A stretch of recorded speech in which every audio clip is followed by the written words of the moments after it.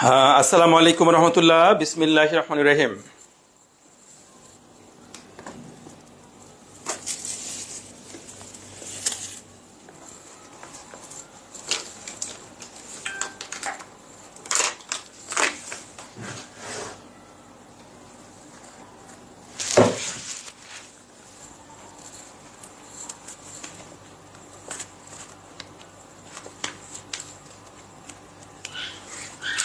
কেমন আছেন সবাই?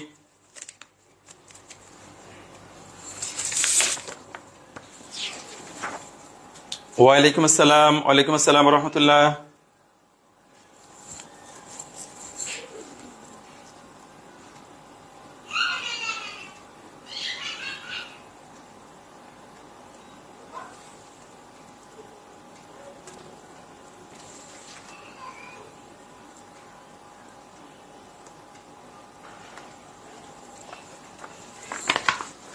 ওয়ালাইকুম আসসালাম। হ্যালো স্যার, আলহামদুলিল্লাহ স্যার, ভালো আছি।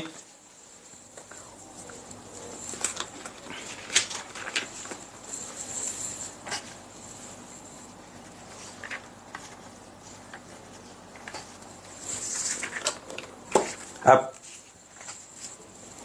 সবাই দ্রুত ক্লাসে ঢুকে যান।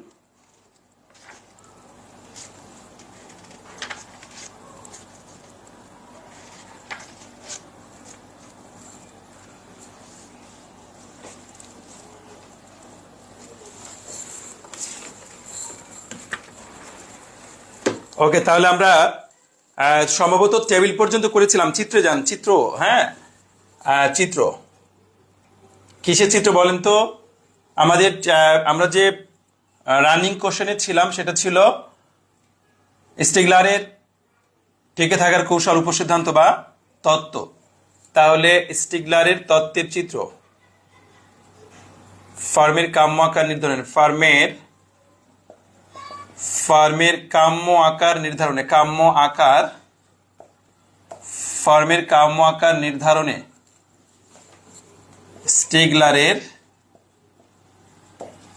স্টিগলারের তত্ত্বের,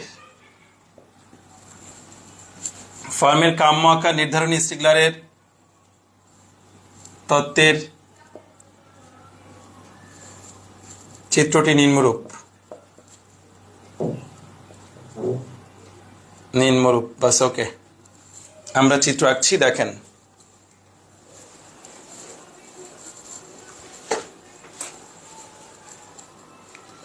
এভরিওয়ান দিতেছেন, ভালো হয়েছে। আমি একটু এই ফোনটা চালু করিনি, তাহলে আমার কমেন্ট দেখতে পিছনে যাওয়া লাগবে না।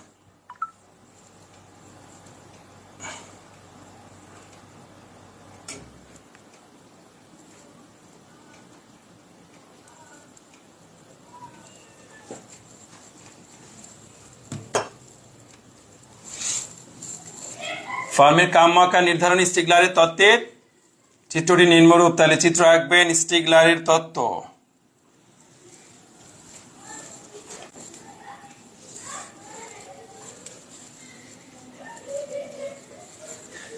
তাহলে আপনারা পড়বেন হলো এখানে কিউ, এখানে হলো দিবেন এসি, উৎপাদনের পরিমাণ। আর এইটা একটু ডিফারেন্ট শেপের চিত্র। এইটা আসলে এইরকম, এইটা হলো এসি। হ্যাঁ, একদম ডিফারেন্ট শেপের। এসি রেখা আগেও দেখছেন, বাট এটা একটু ডিফারেন্ট। তো আপনারা এটা দিবেন প্রথম বিন্দু, প্রথম দিকে বেশি ছিল, ব্যয়টা বেশি ছিল। তারপরে দেখেন এখান থেকে শুরু হয়ে প্রত্যেকটা বিন্দুতে ব্যয় সমান, ব্যয় কম, মানে সর্বনিম্ন হয়েছে অনেকগুলো বিন্দুতে। এরপরে গিয়ে আবার ব্যয়টা বেড়ে যাবে। তাহলে এটা দিবেন Q1, Q2, Q3, Q4, Q5, Q6, Q। ঠিক আছে, এইটা ওকে। বিন্দু নাম দিতে পারেন EFGHIJ। চিত্র কি আছে? চিত্র হলো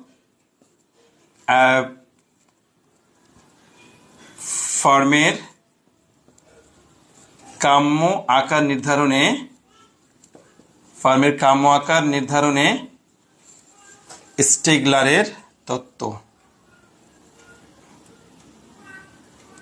স্টিগলারের তত্ত্বের চিত্ররূপ। ফর্মের কাম্য আকার নির্ধারণী স্টিগলারের তত্ত্বের চিত্ররূপ।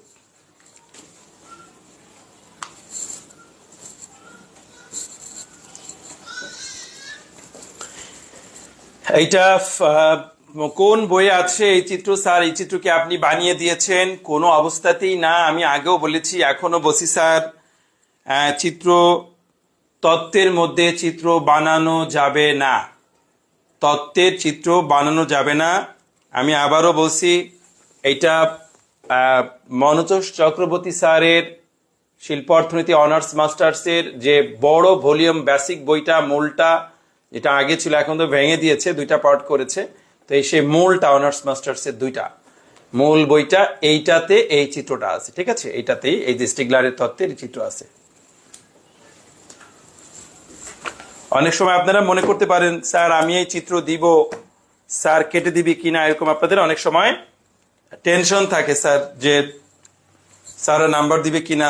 তো বুঝতেই পারছেন যে মনোতোষ চক্রবর্তী স্যারের চিত্র তত্ত্ব মানি সবার আগেই নাম্বার দিবে, একদম নো টেনশন।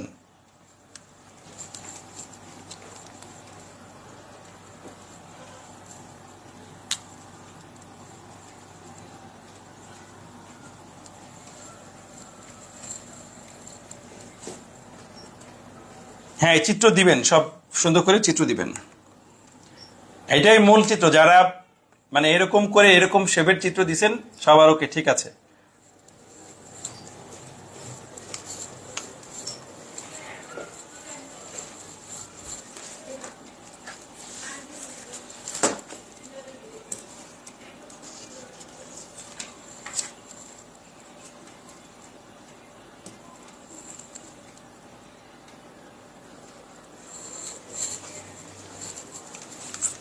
লেখেন,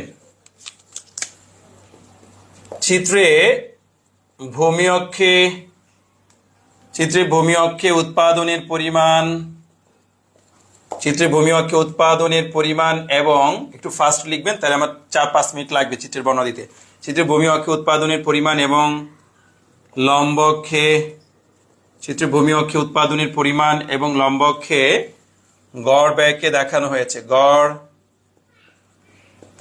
চিত্রে ভূমি অক্ষে উৎপাদনের পরিমাণ এবং লম্ব অক্ষে গড় ব্যয়কে দেখানো হয়েছে। চিত্রে ভূমি অক্ষে উৎপাদনের পরিমাণ এবং লম্ব অক্ষে গড় ব্যয়কে দেখানো হয়েছে।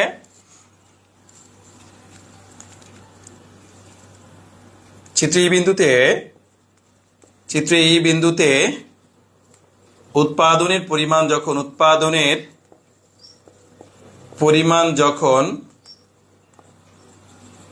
যখন OQ1, এই যে OQ1, তখন গড় ব্যয় EQ1 পরিমাণ। দেখেন এই যে উৎপাদন যখন OQ1 তখন গড় ব্যয় কত, খেয়াল রাখবেন। এই যে যেহেতু ভূমি অক্ষে উৎপাদন আছে, লম্ব অক্ষে গড় ব্যয় আছে, তাহলে যখন উৎপাদনের পরিমাণ OQ1 তখন গড় ব্যয় EQ1, তখন গড় ব্যয় EQ1 উৎপাদন। এক্ষেত্রে উৎপাদন কম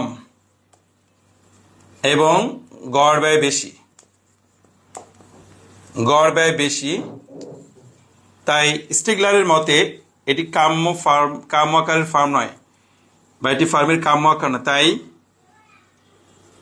স্টিগলারের মতে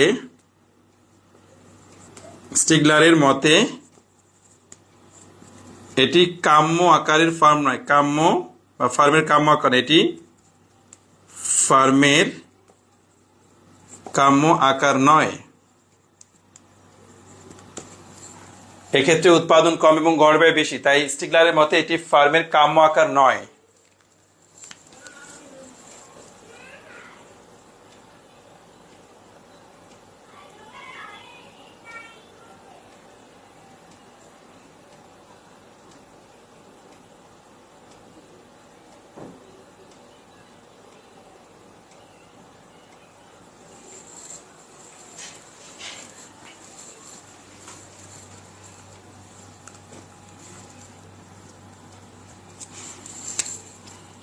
উৎপাদন বৃদ্ধি পেয়ে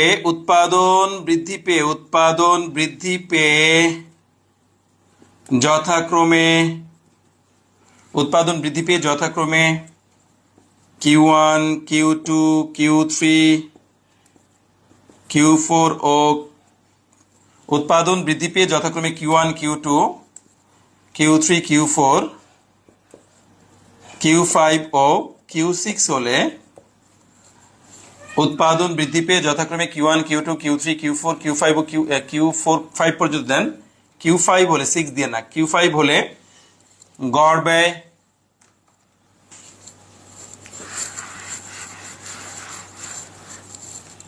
এত হলে, যেখান থেকে এত হলে গড় ব্যয় F, G, H O I বিন্দুতে সর্বনিম্ন হয়েছে এবং স্থির রয়েছে।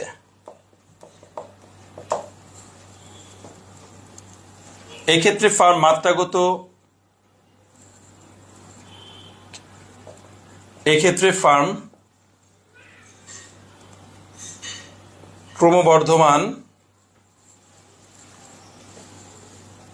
ক্রমবর্ধমান মাত্রাগত উৎপাদন সুবিধা ভোগ করে, ক্রমবর্ধমান মাত্রাগত উৎপাদন সুবিধা ভোগ করে।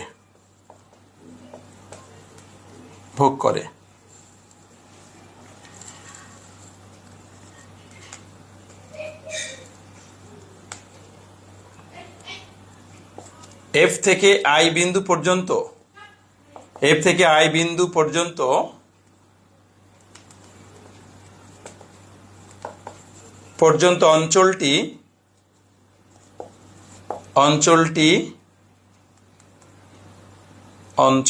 অঞ্চলটি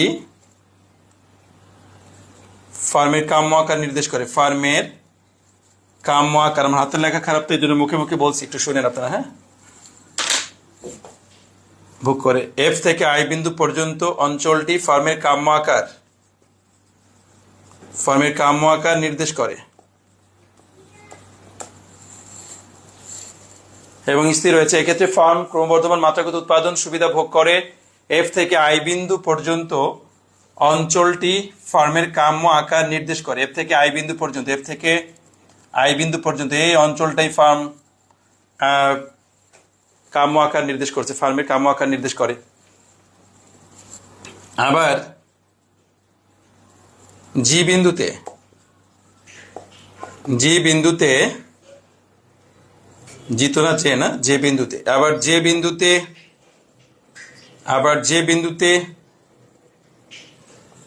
Q6 উৎপাদন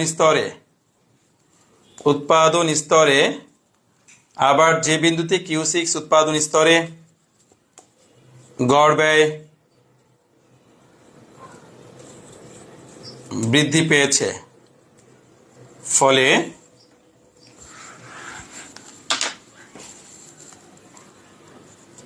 যে বিন্দুতে নির্ধারিত ফার্মের আকার কাম্য নয়,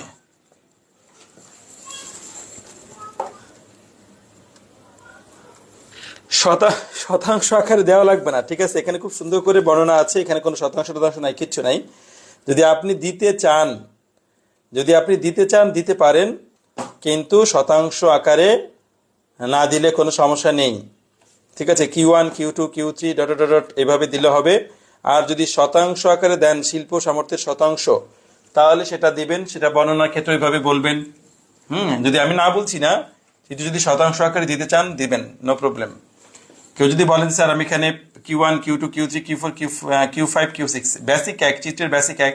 আর মনে রাখবেন, চিত্র স্টিগলার নিজে আঁকেননি। আমি গত ক্লাসে বলেছিলাম, চিত্র স্টিগলারের যারা সমর্থক ছিলেন পরবর্তীতে চিত্র ঢুকিয়েছেন, কিন্তু এই টেবিলটা স্টিগলারের নিজের করা, চিত্র তার নিজের করা না, চিত্র পরবর্তীতে তার অনুসারীরা ঢুকিয়েছেন, ঠিক আছে?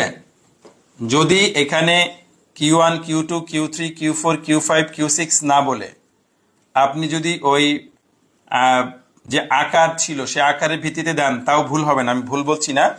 যদি আপনি বলেন 5 বা 2.55, তারপরে হলো 7.5, তারপরে হলো 12.5, হ্যাঁ, এভাবে যদি বলেন সেটা হবে। এটা ক্ষেত্রে যদি এইভাবে দেন তাহলে ওই যে মানে যেটা বোঝায় সেটা হলো যে তখন কিউ দিবেন না, ফার্মের আকার দিবেন, আকারের ভিত্তিতে ব্যয়। এটা হলো উৎপাদনের ভিত্তিতে ব্যয়, তখন আকারের ভিত্তিতে ব্যয়। ঠিক আছে? যদি আপনি ওইটাও করেন ভুল হবে না, কোনো সমস্যা নেই। চিত্রের বর্ণনা এটা করলে হবে, ওইটা করলে হবে। আমাদের এটা হয়ে গেছে, মানে 1 মিনিট।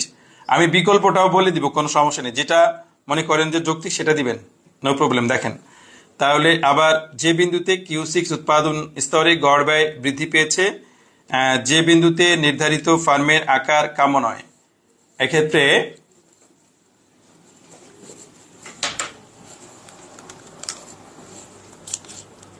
কাম্য নয়, বাস ওকে। আমি যদি এখন দেখেন এই বর্ণনা কমপ্লিট করলাম, এখন এইখানে যদি আপনি এইটা না দিয়ে, এই জিনিসটা না দিয়ে যদি বলেন যে আমি পার্সেন্টেজ দিতে চাই 5%, 10%, 15%, তারপরে হলো আমাদের 20%, 25%, তাহলে 30%, এইরকম দিতে চান, সেটাও ভুল হবে না যদি পার্সেন্টেজ আকারে দেন। সেটার বর্ণনাও আমি বলে দিচ্ছি কিভাবে বর্ণনা করবেন, লিখে নেবেন। যদি করতে চান লিখে নেবেন পরে। ঠিক আছে? যেমন আমাদের এখানে আকার ছিল 25-এর চেয়ে বড় ছিল, 25-এর চেয়ে বড় মানে 30 বা তার থেকে বেশি। 25 থেকে আবার ব্যয়টা বেড়ে যাবে। ঠিক আছে? আমি খুব সুন্দর করে আপনাদের দেখাবো। দেখেন এটাও খুব সুন্দরভাবে দেখানো যায়, এই যে এইটাকে দেখানো যায়। যেটা করলাম সেটা তো সবাই ক্লিয়ার, কমপ্লিট বুঝতে পারছেন। যদি কেউ এই শতাংশিকের ক্ষেত্রে দেখাতে চান এখানে, তাহলে আমরা নিচে কি বলবো জানেন? ফার্মের আকার শিল্প সামর্থ্যের শতাংশ আকারে। ফার্মের আকার এখানে বলবেন ফার্মের আকার শিল্পের শতাংশিক আকারে, শিল্পের শতাংশিক আকারে, শতাংশিক আকারে, শিল্পের শতাংশিক আকারে, বাস ওকে। ফার্মের আকার শিল্পের শতাংশিক আকারে। ওকে ওকে ওকে ওকে ওকে, বাস ওকে।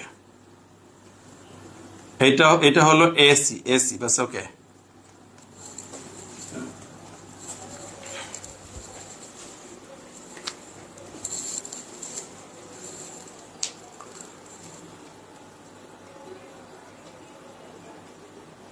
হ্যাঁ, মনতোষ স্যারের বইয়ের চিত্রের ব্যাখ্যা নাই, মনতোষ স্যারের বইয়ে আমি আপনাদের দেখাচ্ছি।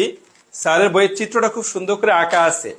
ঠিক আছে? চিত্রটা সুন্দর করে আঁকা আছে, দেখেন চিত্রটা খুব সুন্দর করে আঁকা আছে, কিন্তু স্যার চিত্রের এখানে চিত্রের কোনো ব্যাখ্যা দেন নাই।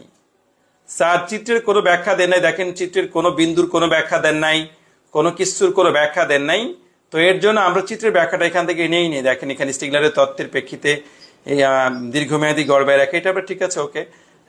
সেখানে লক্ষ্য করা যায় যে কম উৎপাদনের পর্যায়ে মাত্রাগত অর্থনৈতিক সুবিধা বাড়ে, গড় ব্যয় হ্রাসমান হয়, তারপর অনেকটা প্রসারিত অন্তর্বর্তী উৎপাদন পর্যায়ে অর্থনৈতিক সুবিধা অসুবিধার সামঞ্জস্যতা, মানে অনেক জটিল করে চিত্রের বর্ণনা দেওয়া আছে স্যারের বইটাতে।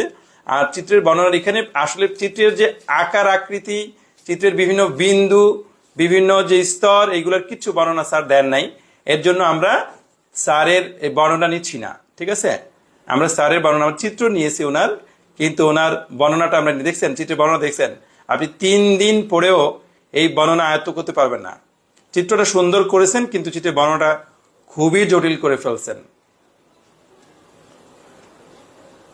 আপনার স্ক্রিনশট দিয়ে রাখেন, যাদের কাছে নাই তারা পরবর্তীতে দেখতে পাবেন, দেখবেন কত জটিল চিত্রের বর্ণনাটা। তো আমি আবার একটা সহজ বর্ণনা একটা দিয়েছি, 2টা বর্ণনার মধ্যে যে কোনো একটা দিবেন। হ্যাঁ, 2টা ফরম্যাটই আমি দেখাবো, যে কোনো একটা দিবেন।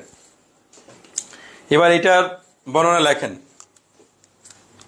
এটার অনেক যুক্তি আছে, এর জন্য যেহেতু আমরা এখানে ফার্মের কাম্য আকারের কথা বলছি, তো কাম্য আকারের ক্ষেত্রে যেহেতু আমরা শিল্পের শতাংশিক আকার আমরা টেবিল করেছি, এই জন্য টেবিল আকারে, টেবিলের সাথে সামঞ্জস্যতা রেখে এই চিত্রের বর্ণনা দিচ্ছি। কারণ টেবিলে আপনি দেখছেন যে আমরা টেবিলের মধ্যে দেখেন তো এইটা দেখছি না, টেবিলে কি দেখছিলাম? 3টা আকার দেখছিলাম, ক্ষুদ্র আকার দেখেন, ক্ষুদ্র আকারে হলো কত আছে 0.5 এর চেয়ে কত বেশি। তারপরে হলো এখান থেকে শুরু হয়ে ক্ষুদ্র আকার হলো 2.5 পর্যন্ত। তাহলে মধ্যম আকার হলো 2.5 থেকে শুরু করে এখানে আছে 25 পর্যন্ত মধ্যম আকারের ফার্ম, আর বৃহৎ আকারের ফার্ম হলো বড়। তার মানে আমরা এখানে যে অঞ্চল দিয়েছি 2.5, তার মানে এর আগে এইখানে এইটা হলো ফার্মের ক্ষুদ্র আকার নির্দেশ করবে। দেখেন, যেহেতু ফার্মের আকার শিল্পের শতাংশিক আকারে একদম চার্টের অনুযায়ী এটা চিত্র পার্সেন্টেজ আকারে কেমন, এইটা হলো ক্ষুদ্র আকার, এই যে এটা হলো ক্ষুদ্র আকারের পূর্বে এইটা হলো ক্ষুদ্র আকার, ক্ষুদ্র আকার। তারপরে এই যে এখান থেকে শুরু করে এইটা হলো মাঝারি আকার, মাঝারি আকার, মাঝারি আকার, বাস ওকে। আর এইটা হলো বৃহৎ আকার। তাহলে মাঝারি আকার এখান থেকে শুরু করে এই পর্যন্ত এইটা হলো বৃহৎ আকার, বৃহৎ আকার। তার মানে বৃহৎ আকারের লিমিট, কোনো লিমিট নাই। এইটা 25 থেকে বড় পর্যন্ত, ঠিক ঠিক আছে। আপনি দরকার হলে দিবেন এখানে, যে বলে দিবেন যে কত থেকে ছোট পর্যন্ত। এখানে 2.5 এর নিচে, এখানে 2.5 থেকে কত আছে 25 পর্যন্ত, আর এখানে 25 থেকে সর্ববৃহৎ পর্যন্ত। সবচেয়ে ভালো ক্ষুদ্র আকার, মাঝারি আকার, বৃহৎ আকার, তিনটা বলে দেন। ক্ষুদ্র আকার, মাঝারি আকার, বৃহৎ আকার। কিভাবে বুঝলেন? এই যে যে শতাংশিক বন্টন এই অনুযায়ী, ঠিক আছে। এটার ব্যাখ্যাটা শোনেন, আমি খুব স্মুথলি আস্তে আস্তে বলবো। এটার বর্ণনা লিখতে গেলে অনেক দেরি হয়ে যাবে। আপনারা এই বর্ণনাটা পরে শুনে আবার খাতায় লিখবেন, ঠিক আছে, খুব সুন্দর করে। তো এবার বর্ণনাটা আমি বলছি।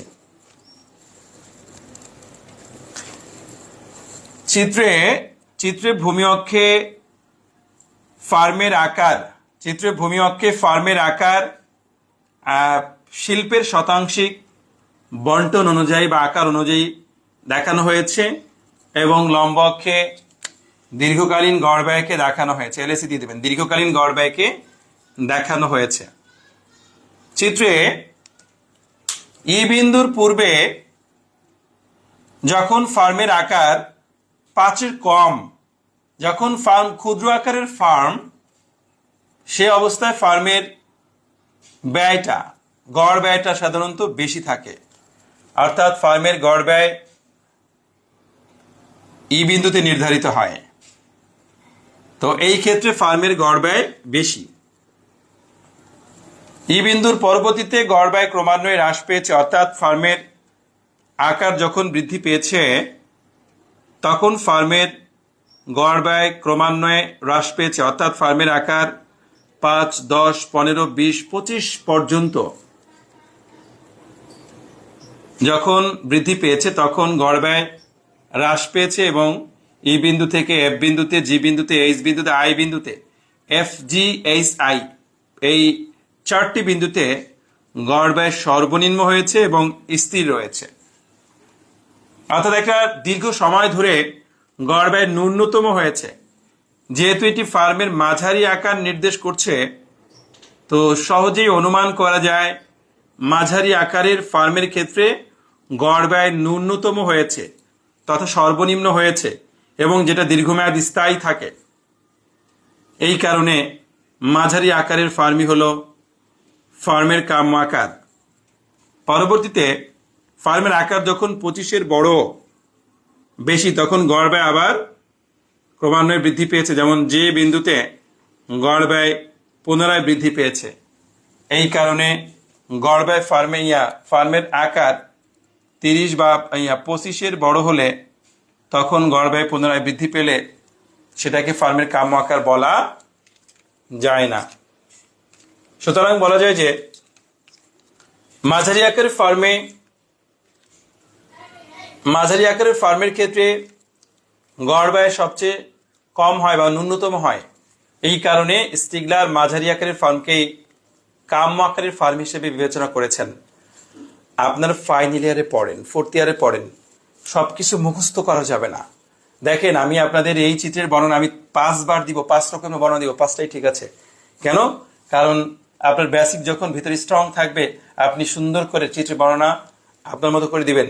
আমি 100% এটা বলতে পারি যে আপনারা এখানে যতজনই আছেন, 100 যতজনই আছেন, আপনি যদি বেসিকটা চিত্রে ঠিক রাখেন, আপনারা যদি 100 জনের বর্ণনা দেন, একজনের বর্ণনাও একজনের সাথে মিলবে না, কিন্তু 100টাই রাইট যদি সঠিকভাবে দেন। কেন? কারণ একজনের লেখা আর একজনের লেখার সাথে কখনই মিলবে না, কিন্তু 100টাই রাইট হবে যদি সঠিকভাবে বর্ণনা দেন। আমি কি বোঝাতে পেরেছি? আমার কথা ক্লিয়ার? আসবে পরীক্ষায়, ধরেন 100%, ঠিক আছে? এটা 100% আসবে পরীক্ষায়, ভালো করে মাথার ভিতর ঢুকিয়ে রাখেন, ফাইনালে আসবে।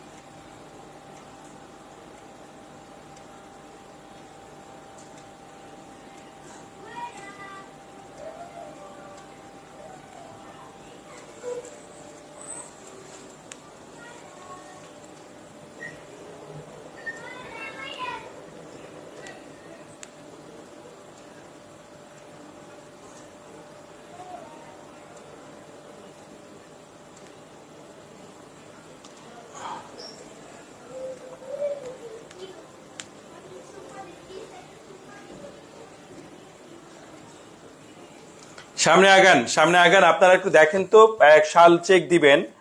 আমি আপনাদেরকে রিকোয়েস্ট করছি যে আপনারা একটু সালটা চেক দেন, যে 2020 18 দেখে দেখেন, 18, 19, 20, 21, এই 21 সাল পর্যন্ত প্রবৃদ্ধির ডাউনির তত্ত্ব আসছে কিনা। ডাইনি না, কিন্তু ডাইনি না, ডাউনি, ডাউনি, যে ডাউনির তত্ত্ব আসছে কিনা একটু দেখেন।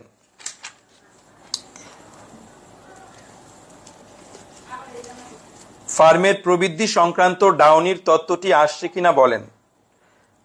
তারপরে ফার্মের প্রবৃদ্ধি সংক্রান্ত পেনরোজের তত্ত্ব বা মডেলটি আলোচনা করে আসছে কিনা বলেন। এই দুইটা তত্ত্ব একটু দেখেন কোন সালে আসছে কিনা। স্যার সমালোচনা আপনারা বই থেকে করবেন, যার কাছে যে বই আছে, সমালোচনার জন্য কোনো সমস্যা নেই। শোনেন, মজার একটা বিষয় আছে তত্ত্বের জন্য, একটাই সবচেয়ে মজার বিষয়, সবচেয়ে মজার বিষয় হলো সমালোচনা। কারণ ওই ব্যক্তি তো সমালোচনা করেন নাই। সমালোচনা আপনাদের যার বইয়ে যা আছে সেটাই দিবেন। যদি ওইটারে ভালো না লাগে, আপনি নিজে সব বানাই বানাই দিবেন। কারণ সমালোচনা কখনো কোনো ব্যক্তির তত্ত্বের অংশ না। সমালোচনা সে কখনো দিয়েছে। যেমন আমি যদি একটা তত্ত্ব দেই, আমি কি আমার তত্ত্বের সমালোচনা দিব? বলেন। সমালোচনা সবসময় মানুষ করে, বিভিন্ন মানুষ। তো এই জন্য সমালোচনার জন্য আর লিখে দিচ্ছি না সমালোচনা। সমালোচনা আপনারা নিজেরা দিয়ে দিবেন, সুন্দর করে সমালোচনা দিয়ে। জিনিয়া, আপনাকে বলছি আপনি কি কি করবেন, তত্ত্বটা আমি যেভাবে আপনাদের লেখাইছি আপনি খুব সুন্দর করে অফসেট পেপারে লিখবেন, খুব সুন্দর করে লিখবেন। আপনি যে কাজটা করবেন সেটা হলো যে চিত্রের দ্বিতীয় যে চিত্রটা আঁকছি, অর্থাৎ দ্বিতীয় যে বর্ণনাটা দিয়েছে ফার্মের আকার দিয়ে 5, 10, 15, 20, 25, 30, এইটা আমি চিত্রের বর্ণনা দিয়েছি, এইটা দিয়ে আপনি সুন্দর করে একটা শীট তৈরি করে আমাকে দেখাবেন। প্রথম বর্ণনাটা না দিয়ে দ্বিতীয়টা দিবেন, ঠিক আছে? দিয়ে আমাকে সুন্দর করে দেখাবেন। তারপরে দরকার হলে ওইটা আমি গ্রুপে আপনাদের পোস্ট দিয়ে দেবো, তাহলে আপনাদের জন্য আরো ভালো হবে।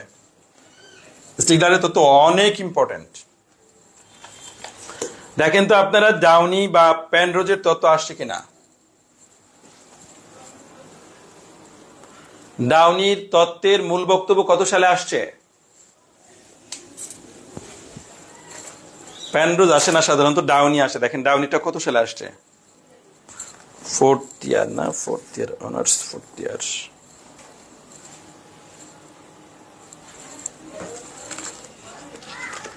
অনেকেবার ডাউনি মনে থাকে না, তো অনেকে কি বলে জানেন, অনেকে বলে ফেলে ডাইনি অনেকে মনে রাখে ডাইনি বলে।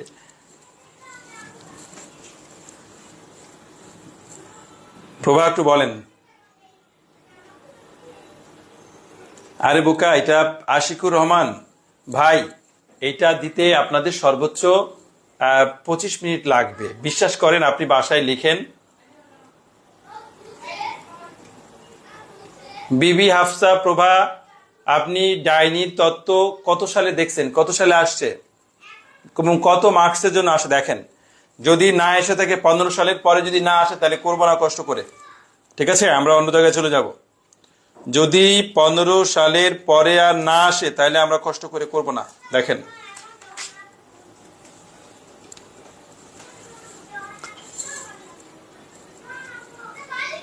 ও 21 সালে আসছে, 21 সালে আসছে মানে ক্রস, তাহলে লাগবে না, এটি আসবে। আচ্ছা, স্টিগলার তো 21 সালে আসে না, আসছে স্টিগলার, আসছে 21 সালে। স্টিগলার 100% দিয়ে দিলাম, যান একদম 100% স্টিগলার।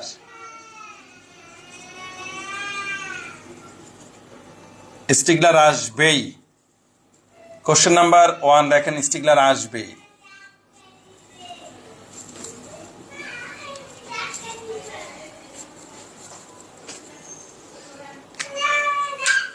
তাহলে স্টিগলার আসবে, কনফার্ম থাকেন। আর বমল আসবে অথবা মুনাফা সর্বোচ্চকরণ আসবে, দুইটার যে কোনো একটা 100% আসবে। তাহলে দুইটা কনফার্ম পেয়ে গেলেন।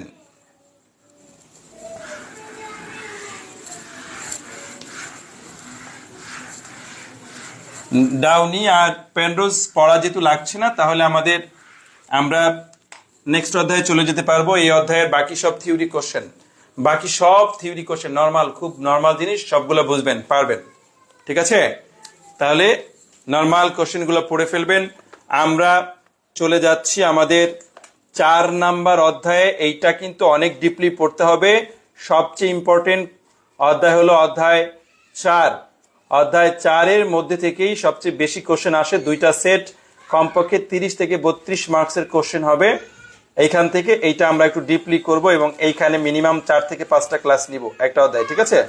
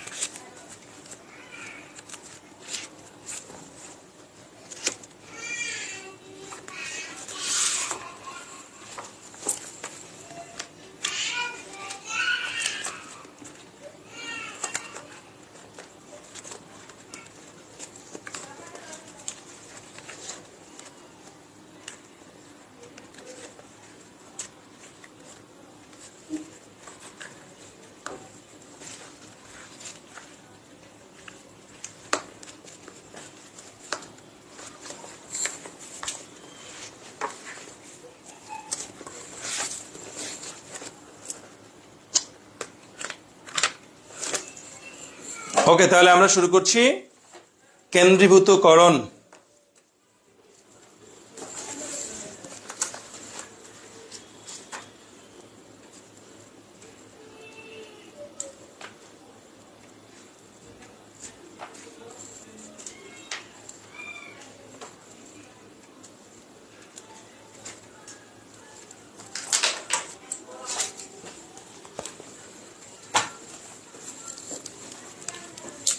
শিল্প কেন্দ্রীভূতকরণ, শিল্প কেন্দ্রীভূতকরণ, এটাকে আমরা বলি শিল্প কেন্দ্রীকরণও বলি, এটাকে আমরা বাজার কেন্দ্রীকরণও বলি। শিল্প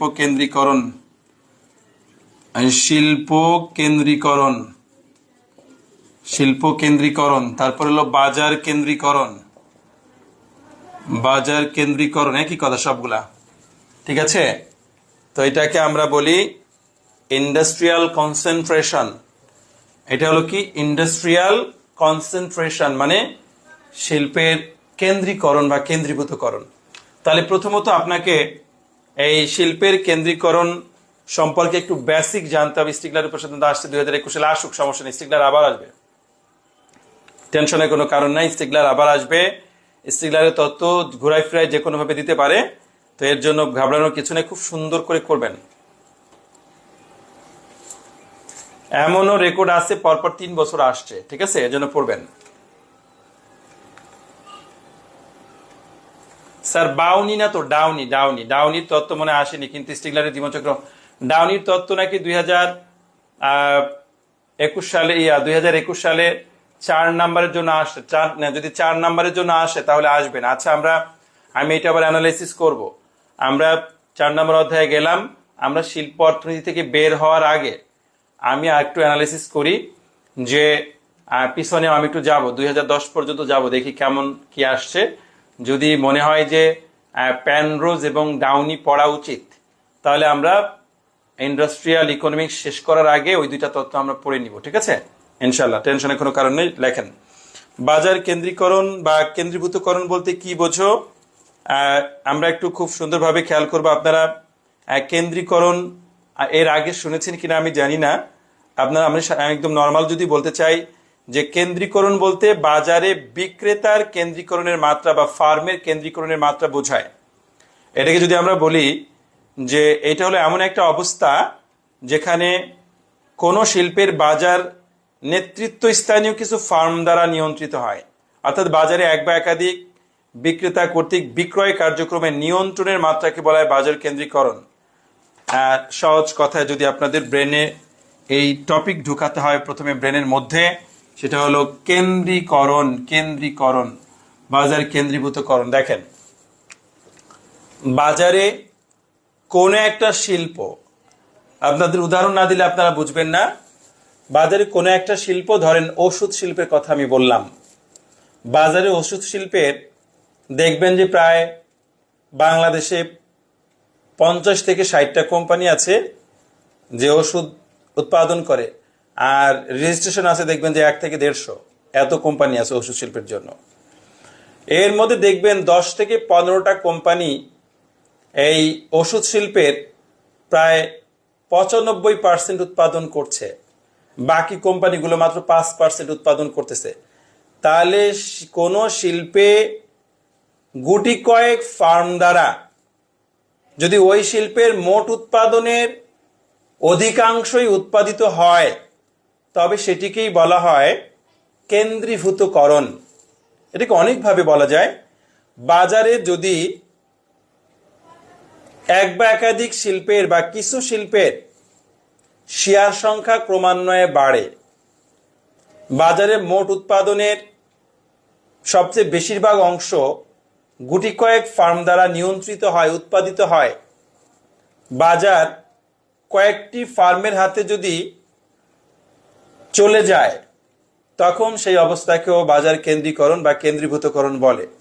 যেমন ধরেন, ওষুধ শিল্পে মোট 100% উৎপাদন হলো, 100% উৎপাদন আছে। এই 100% উৎপাদনের মধ্যে যে কোনো শিল্পেই তো 100% উৎপাদন ধরতে হয়। তো ধরেন ওষুধ শিল্পের 100% উৎপাদনের মধ্যে স্কয়ার ফার্মাসিউটিক্যাল সবচেয়ে বেশি বাজার দখল করে আছে, অর্থাৎ বাংলাদেশে ওষুধের মোট চাহিদাকে 100% ধরলে দেখবেন যে স্কয়ার ফার্মাসিউটিক্যাল সম্ভবত এর 20% বা 25% ও একাই উৎপাদন করছে। বেক্সিমকো ফার্মা, ইনসেপ্টা, ভ্রেনেটা, তারপরে হলো এসিআই, হ্যাঁ, এরকম যে বড় বড় কোম্পানিগুলো, একমি ল্যাবরেটরি যেটাকে বলা হয়, তারপরে অফসোনিন, হ্যাঁ, তারপরে হলো হেলথ কেয়ার, তারপরে এরকম যে কোম্পানিগুলো আছে যেগুলো আপনারা জানেন সচরাচর, এসকেএফ, তাই না, যেগুলো যে ইবনে সিনা। তো এই যে মানে আমি যে বিভিন্ন কোম্পানিগুলোর কথা বললাম, ওরিয়ন ফার্মা, তারপরে হলো আপনার ওরিয়ন ফার্মা, পরে আরো আছে এই যে এখন ল্যাবেট ফার্মা হয়েছে, তারপরে অ্যারিস্টো ফার্মা আছে, আছে না বলেন? এখন নতুন ভালো অনেক ভালো প্রোডাক্ট দেয়া হলো রেডিয়েন্টের ওষুধ দেখবেন ভালো, রেডিয়েন্টের সব প্রোডাক্টের সবচেয়ে দাম বেশি, এবং নতুন কোম্পানি না, কিন্তু বর্তমানে রেডিয়েন্টের ওষুধ সবই মানে ম্যাক্সিমাম ভালো। নতুন আসছে আরো ভালো উৎপাদন করে বিকন ফার্মাসিউটিক্যাল, খুব ভালো ওদের যে মানে যে যে ওষুধ আছে খুব ভালো ওষুধ, বিকন ফার্মাসিউটিক্যাল। তো এরকম দেখেন এই যে নাভানা ফার্মা আছে। তো বলতে গেলে আমার প্রায় ম্যাক্সিমামই ওই যে পড়াইতে পড়াইতে দেখা যায় কি অনেক ম্যাক্সিমাম ফার্মা আমি আমার 10 মিনিট সময় দিলে আমি মনে হয় যে 60-70টা ফার্মা বলতে পারবো আর কি, যেগুলো রেজিস্ট্রেশন আছে। তো এই যে ফার্মাগুলোর কথা বললাম, এই ফার্মাগুলো হয়তো আমি 10টা থেকে 12টা কোম্পানি বলেছি না? দেখবেন এই 10 থেকে 12টা কোম্পানি, মোট যদি 150 কোম্পানি থাকে বাংলাদেশে ওষুধের, তার মধ্যে দেখবেন যে এই 12 থেকে 15টা কোম্পানি, 12 থেকে 15টা কোম্পানি ওষুধের প্রায় 95% উৎপাদন করছে।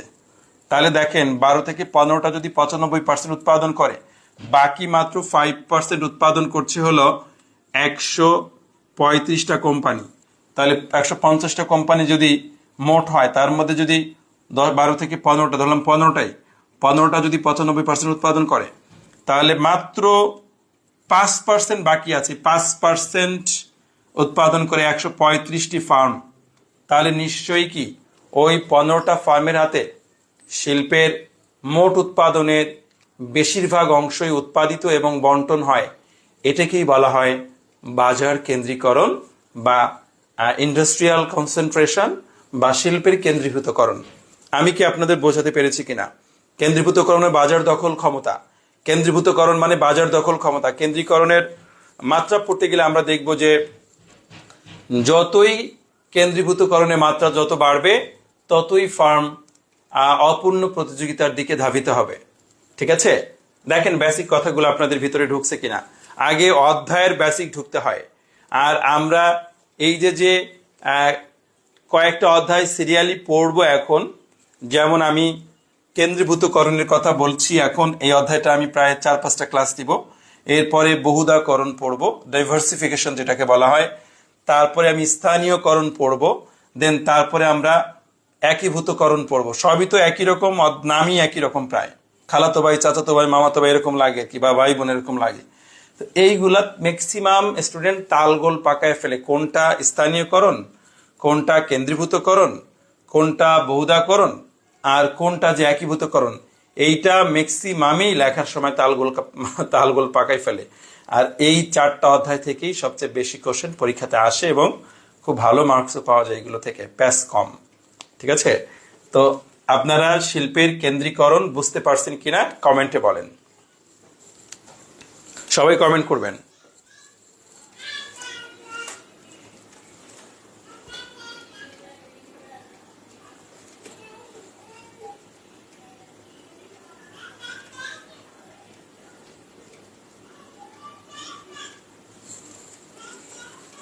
স্যার বুঝতেছি না, আর একবার বলেন। ওকে, ঠিক আছে মমি, আমি বলবো, অবশ্যই বলবো। দেখি কার কি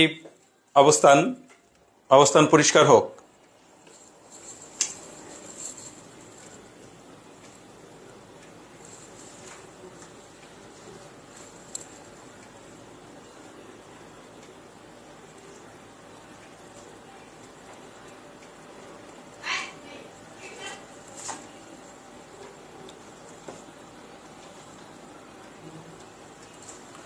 আচ্ছা ঠিক আছে, ম্যাক্সিমাম বুঝতে পারছেন। তারপর আমি আবার বলছি যে সহজ নর্মাল চিন্তা করেন। আপনি যদি চিনি শিল্পের কথা বলেন, আপনি যদি পাট শিল্পের কথা বলেন, যদি কাগজ শিল্পের কথা বলেন, যে কোনো শিল্পের কথা বলেন, ওই শিল্পের মোট উৎপাদনের বেশিরভাগ অংশই যদি মাত্র গুটি কয়েক ফার্ম দ্বারা উৎপাদিত হয়, তাহলে সেটিকেই বলা হয় কেন্দ্রীভূতকরণ। যেমন আপনাদের আর একটা সুন্দর উদাহরণ দিই। ধরেন ইকোনমিক্সে যারা অনলাইনে প্রাইভেট পড়ে, দেখেন সহজ উদাহরণ, এর থেকে সহজ উদাহরণ নাই। ইকোনমিক্সে যারা অনলাইনে প্রাইভেট পড়ে, অনলাইনে এখন অসংখ্য টিচার পড়ান। ধরেন অর্থনীতি অনলাইনে পড়ান 200 শিক্ষক ধরেন পড়ান, এরকম আছে। ধরেন আমি বললাম 200 শিক্ষক পড়ায়। এখন ধরেন এই 200 শিক্ষক অনলাইনে শিক্ষার্থী পড়ান। এখন মোট শিক্ষার্থী ধরেন কতজন? মোট শিক্ষার্থী ধরেন অনলাইনে পড়ে, ধরেন 10,000 শিক্ষার্থী পড়ে মোট সারা বাংলাদেশে। সবাই 10,000ও অনলাইনে পড়ে, ধরেন 5,000 পড়ে মোট, বা 7,000 পড়ে, 5-7 হাজার মনে করেন মোট স্টুডেন্ট, মোট শিক্ষার্থীর সংখ্যা। সবই আর দিয়েই বললাম। ফার্স্ট ইয়ার থেকে ফাইনাল ইয়ার পর্যন্ত বললাম সব ইয়ার।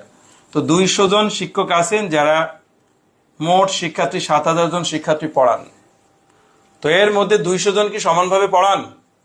কারো কারো 2 জন আছে, কেউ একজন স্টুডেন্ট আছে অনলাইনে, এমন স্যার আছে যারা একজন স্টুডেন্ট অনলাইনে আছে, এমন স্যার আছেন যারা অনলাইনে 5 জন স্টুডেন্ট আছে, যার কারো 2 জন আছে। দেখেন অনেক সময় বিভিন্ন গ্রুপে পোস্ট হলে এই স্যারই অনেক সময় কমেন্ট করে যে আমাকে নক করেন, আমি পড়াবো। আছে না এরকম? আছে না? আছে। তো অনেক স্যারে দেখবেন 2 জন, কারো 4 জন, কারো 5 জন, কারো 10 জন, কেউ হয়তো 20 জন পড়ায়, কেউ হয়তো এক ইয়ারে 3-4 জন করে, হয়তো 4 ইয়ারে বা 3 ইয়ারে এরকম হয়তো 20 জন পড়ান এরকম। তো ধরেন এর মধ্যে যদি আপনি 5 জন বা 7 জন শিক্ষকের কথা আপনি নেন, দেখবেন এই 7000 শিক্ষার্থীর মধ্যে হয়তো 3000 শিক্ষার্থী বা 4000 শিক্ষার্থী, মোট যদি 4000 শিক্ষার্থী ধরেন পড়ায় এই 5 থেকে 7 জন শিক্ষক, মোট শিক্ষক 200 জন। তার মধ্যে 5 জন 7 জন শিক্ষকই এই অর্ধেক, প্রায় অর্ধেকের বেশি, ধরেন 3500 যদি হয় তাহলে অর্ধেক। তো 5-7 জনই অর্ধেক অংশ সামাল দিচ্ছে।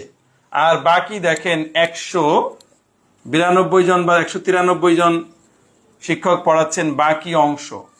তাহলে এই যে বাজারটা, পুরা বাজারের যে চাহিদা সেটা নিয়ন্ত্রণ করছে মাত্র 5 থেকে 7 জন শিক্ষক।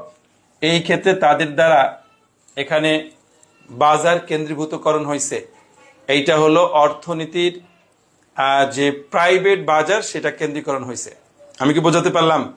এবার আরো সহজ করে বলি, যেহেতু আমরা ইন্ডাস্ট্রিয়াল ইকোনমিক্স পড়ছি, ইন্ডাস্ট্রিয়ালের মতো করেই বলি যে কোনো শিল্পের মোট উৎপাদনের বেশিরভাগ অংশই যদি গুটি কয়েক ফার্ম দ্বারা উৎপাদিত হয় তাকেই বলা হয় কেন্দ্রীভূতকরণ। তাহলে কোন শিল্পের মোট উৎপাদনের বেশিরভাগ অংশই গুটি কয়েক ফার্ম দ্বারা উৎপাদিত হলে, ওই অসংখ্য ফার্ম আছে মনে করেন বাজারে, বা মোটামুটি অনেকগুলো ফার্ম আছে, তার মধ্যে অল্প সংখ্যক ফার্ম বাজারটাকে নিয়ন্ত্রণ করে, বাজারটা নিজের আয়ত্তে নিয়ে নেয়, বাজারে নিজের শেয়ার সংখ্যা, দখল ক্ষমতা বাড়ায়। তো এই গুটি কয়েক ফার্মের দ্বারা বাজারের যে অবস্থান তৈরি হয়, এইটার নামই হলো শিল্পের কেন্দ্রীভূতকরণ বা ইন্ডাস্ট্রিয়াল কনসেন্ট্রেশন বা বাজার কেন্দ্রীকরণ। নিশ্চয়ই এবার বুঝতে পেরেছেন। এবার বাজার কেন্দ্রীকরণের কয়েকটা বিষয় দেখেন। যদি মনে করেন বাজারে কোনো একটা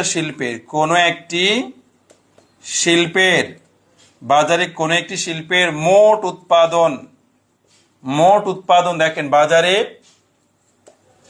বাজারে কোনো একটি শিল্পের মোট উৎপাদন যদি একটা ফার্ম কর্তৃক হয়, খেয়াল করবেন আমার কথা, বাজারে কোনো একটি শিল্পের মোট উৎপাদন যদি একটা ফার্ম কর্তৃক হয়, মানে একটা ফার্মই মোট ওই শিল্পের সব যোগান দিয়ে থাকে, তাহলে এইটা পূর্ণরূপে 100% কেন্দ্রীভূত হয়েছে। তার মানে এইটা হবে একচেটিয়া বাজার।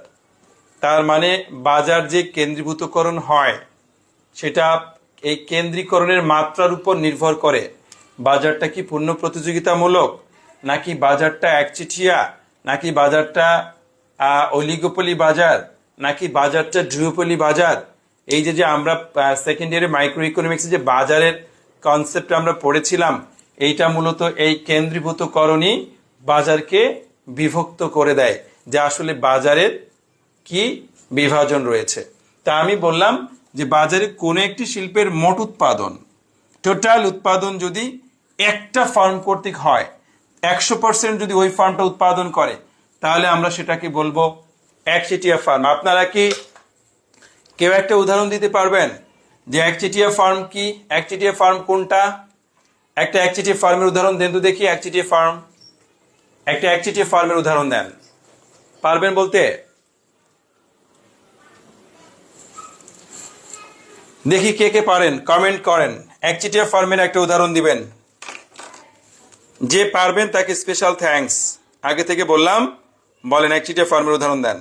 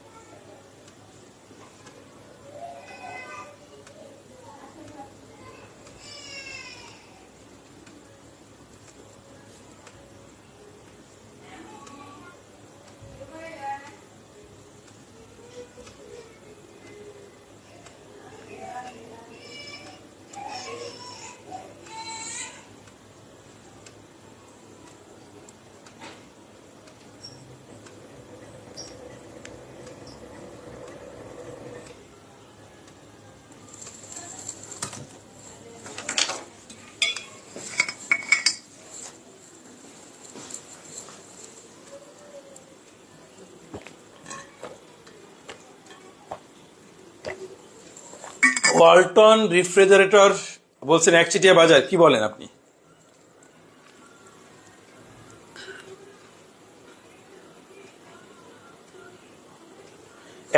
একজনের হয় নাই, আপনাদের একজনের হয় নাই।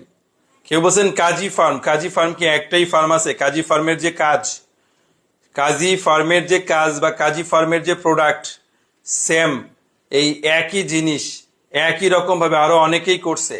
ওয়ালটন রেফ্রিজারেটর এই সমমানের পণ্য অনেক জায়গাতে আছে, অনেক কোম্পানি করছে, বরং এর থেকে ভালো করছে। সমমানের পণ্য এই অভাব পূরণ করে, একই রকম অভাব পূরণ করে, এইটা আরো অনেক ফার্ম করছে। তাহলে এটাকে আমরা নিতে পারছি না, ওয়ালটন পিএসপি অটোমোবাইলস নিতে পারছি না। তারপরে হলো নেস্কো স্যার, ডেস্কো, ডেস্কো আমরা বলতে পারছি না। ডেস্কোর জায়গায় আবার ডিপিডিসি আছে, একই কাজ করে। মনিহারি দোকান হচ্ছে না, কফির জন্য নেসলে হচ্ছে না, একজনেরও হয়নি। তারপরে হলো পল্লী বিদ্যুৎ, পল্লী বিদ্যুৎ মানে গ্রামের বিদ্যুৎ। পল্লী বিদ্যুৎ এখন বিদ্যুৎ ব্যবস্থা যদি বলেন, তাহলে বিদ্যুৎ ব্যবস্থা তো শুধু পল্লী বিদ্যুতের হাতে নাই। পল্লী বিদ্যুৎ যে সেবা দিচ্ছে, যে চাহিদা পূরণ করছে, সেম একই চাহিদা তো অন্য কোনো কোম্পানি করছে। ডিসকো করছে, এই যে ডিপিডিসি করতেছে, হ্যাঁ। তারপর হলো আপনার করছে, ঢাকার ভিতরেই ডেস্কো আছে, ডিপিডিসি আছে, আলাদা আলাদা। তাহলে এদের সেবা একই রকম, একই লেভেলের। ঠিক আছে, তো এটাকে আমরা পণ্য প্রতিযোগিতা বলতে পারি, সরি একচেটিয়া বলতে পারি? পারি না। শোনেন,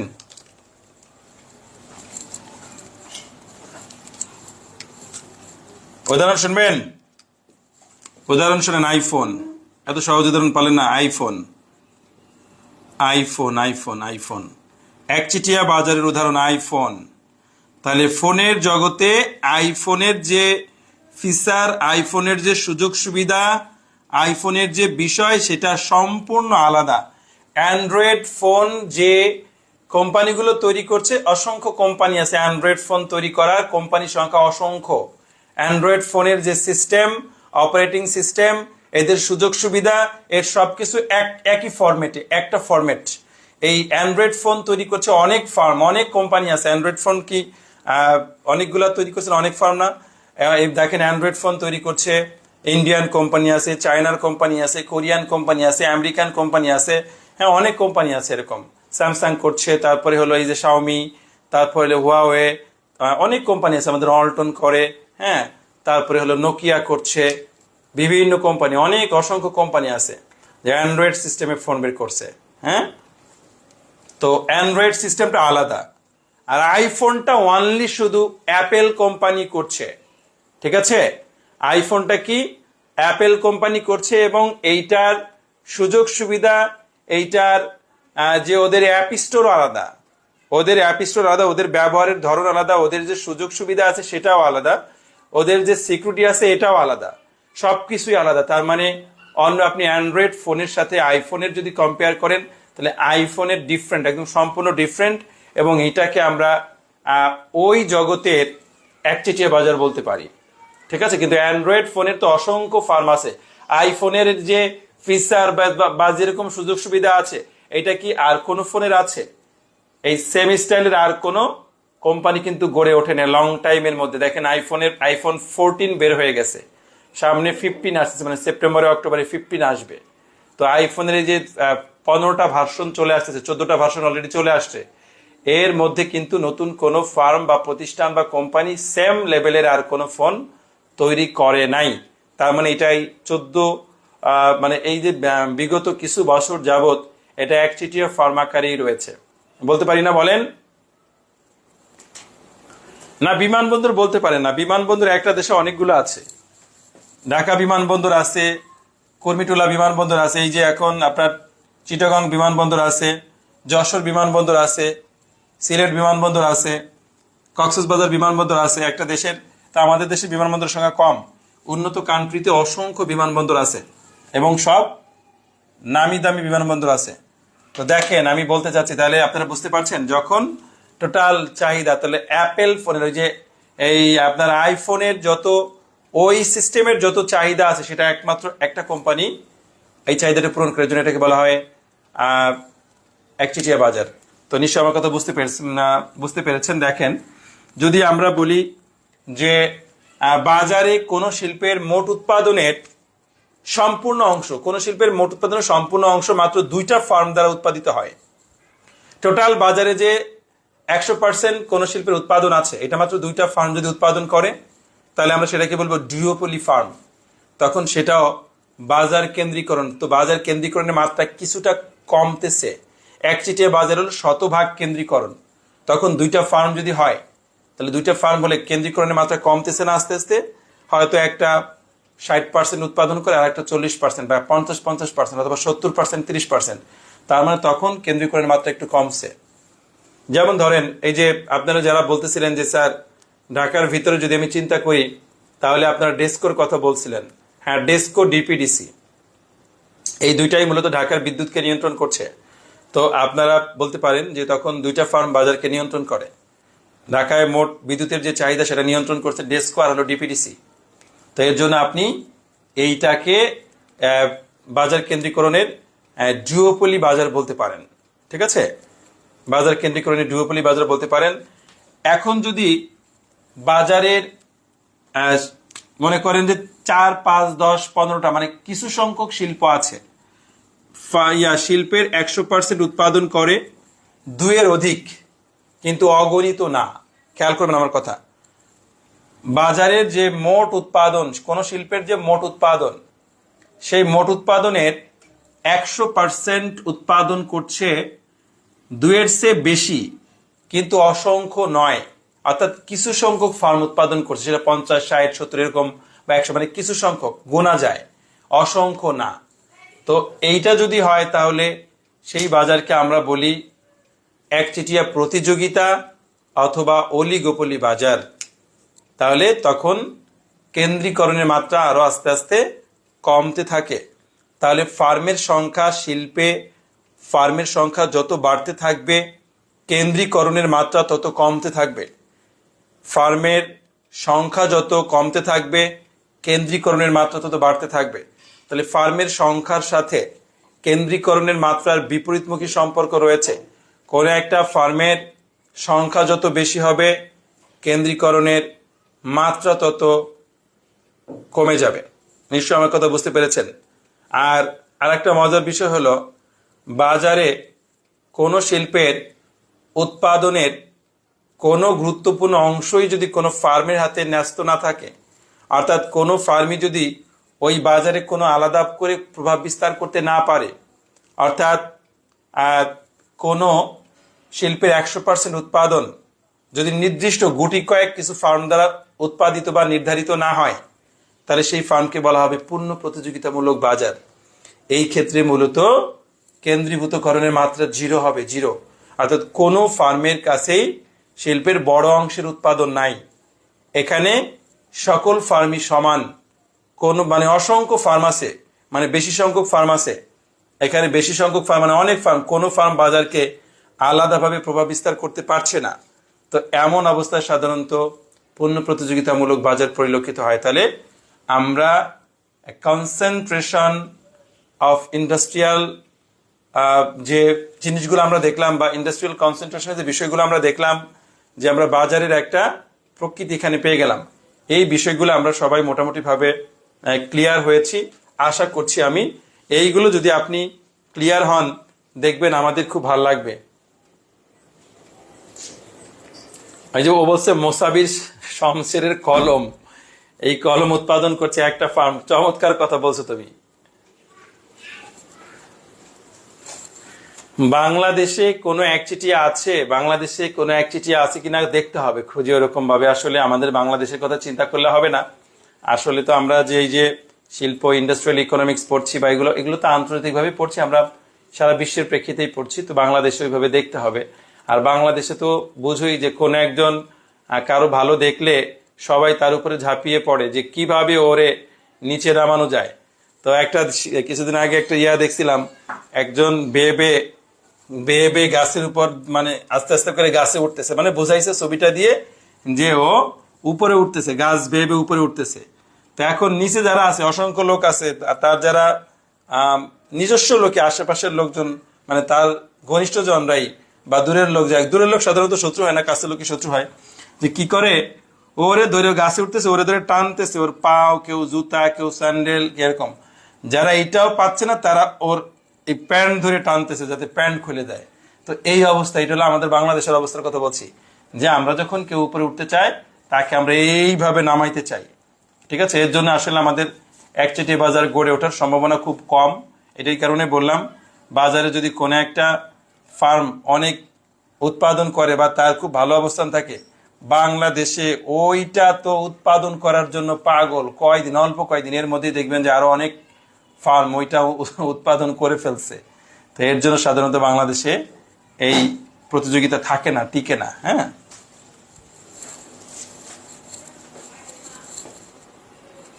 হ্যাঁ, তিতাস গ্যাস বলতে পারেন, good. Titas gas, Titas gas বলতে পারেন, এটা খুব ভালো একটা উদাহরণ দিয়েছেন মিলন গাজী। তিতাস গ্যাস আপনি বলতে পারেন যে আমরা যে তিতাস গ্যাসের কথা বলি, এটা সাধারণত আমাদের একমাত্র তিতাস গ্যাসই সরকারিভাবে গ্যাস নিয়ন্ত্রণ করে। যদিও বাংলাদেশে এই গ্যাসের বন্টন, এটা বোতল আকারে অনেক কোম্পানি আছে তারা বোতলজাত করে বাজারজাত করে, কিন্তু এইটা গ্রাহকদের জন্য সাধারণত এই বোতলজাত ছাড়া যে পাইপলাইনের গ্যাস, এইটা সাধারণত একমাত্র তিতাস গ্যাসই সরবরাহ করে। ঠিক আছে, আর কোনো কোম্পানি সাধারণত এটা করে না। ভালো উদাহরণ বলছো, থ্যাংক ইউ।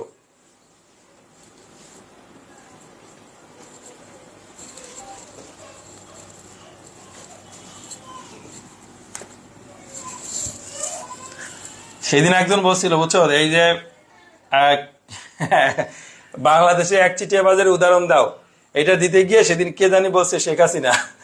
শেখ হাসিনা ওরা বল বাংলাদেশের একচেটিয়া বাজারের উদাহরণ দাও, বলছে শেখ হাসিনা।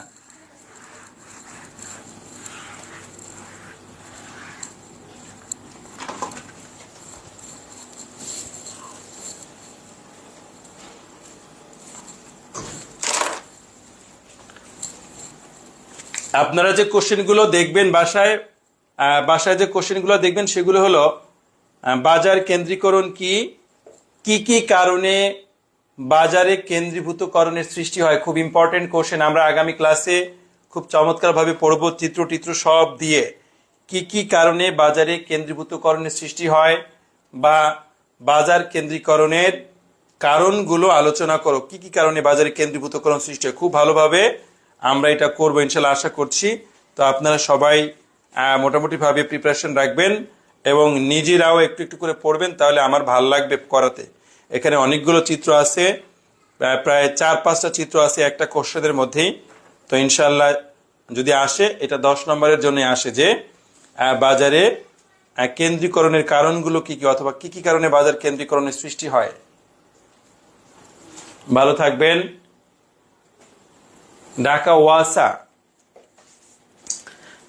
আসলে আপনারা যে বিষয়গুলো বলছেন, আপনাদের আমি বলি, এটা হলো আপনি এলাকা ভিত্তিক বলছেন, একটা এলাকার মধ্যে বলছেন, একটা দেশের প্রেক্ষিতে বলছেন না, একটা এলাকা ভিত্তিক বলছেন। ঢাকা ওয়াসা, যেমন ঢাকার ভিতরে আপনার যে পানির যে বিষয়টা সেটা নিয়ন্ত্রণ করছে। এখন দেখেন, শুধু কি ওয়াসা এটা করছে?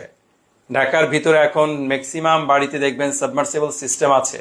এখন প্রায় প্রত্যেকেই পানিটারি সংকটের জন্য নিজেই এই সুন্দর করে ডিপ পুঁতে এটা অনুমোদন নিয়ে সাবমার্সিবল সিস্টেম দিয়ে পানি তুলছে, আবার দিচ্ছে, আপনার ওয়াসা দিচ্ছে।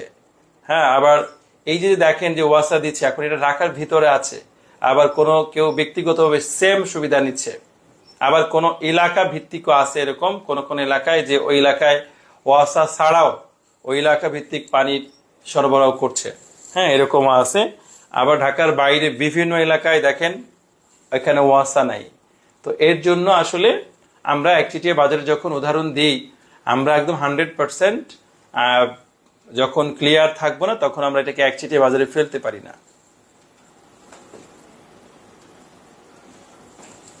কোন তত্ত্ব যদি 4 নাম্বারের জন্য আসে স্যার?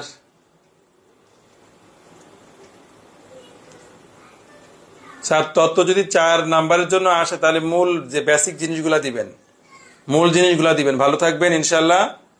আর আগামী ক্লাসে এগুলা পড়বেন। তারপরে আমি এই কেন্দ্রীকরণের যে বিভিন্ন পরিমাপক আছে, যেমন কেন্দ্রীভূতকরণ অনুপাত, তারপরে লরেন্জ রেখা, এরকম অনেকগুলো পদ্ধতি আছে। হ্যাঁ, হার্সম্যান হারফেন্ডাল সূচক, এইগুলাই মূলত আমি বেশি জোর দিব। এখানে ম্যাথ আছে, এগুলাও করব। ভালো থাকবেন, আল্লাহ হাফেজ, আসসালামু আলাইকুম।